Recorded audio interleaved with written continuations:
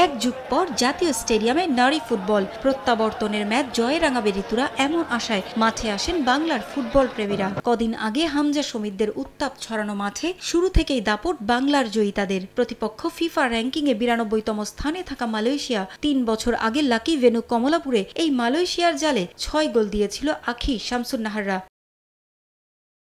জাতীয় স্টেডিয়ামেও শুরু থেকেই সেই ফলাফলের আভাস মিলেছিল। ম্যাচের ৬ মিনিটে শামসুন্নাহারের ক্রসে গোল করতে পারেননি ঋতুপর্ণা। ১ মিনিট পরই আবারও হাতছাড়ার সুযোগ। ঋতুপর্ণার কর্নারে শামসুন্নাহার গোলমুখে থাকলেও গোল করতে ব্যর্থ হয়েছেন। প্রথমার্ধের শুরুটায় শাসন করেছে বাংলাদেশ, তবে অনেকটা নীরব থেকেও কাজের কাজটা করে ফেলে মালয়েশিয়া।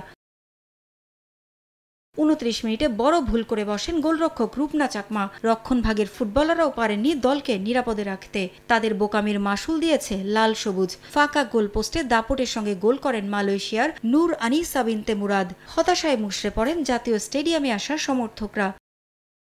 সবশেষ গত অক্টোবরে থাইল্যান্ড ম্যাচেও ডিফেন্সের ভুলে সমালোচনায় পড়তে হয়েছিল কোচকে। এবারও বাটলারের হাইলাইন ডিফেন্স ও একগুঁয়ে মানসিকতায় শুরুর একাদশে অবহেলিত ছিলেন তহুরা সাগরিকাদের মতো ফুটবলাররা। দ্বিতীয়ার্ধের সুযোগ পেয়ে নিজেদের প্রমাণে মরিয়া হয়ে ওঠেন তারা।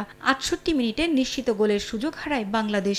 ঋতুপর্ণার ক্রসে সাগরিকার পাস পোস্টের বাইরে দিয়ে চলে যায়। সমতায় ফেরা হয় না লাল সবুজের।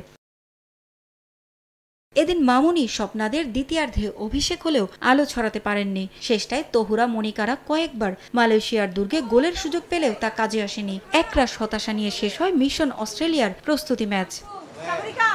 পারভিন আক্তার, সময় সংবাদ, ঢাকা।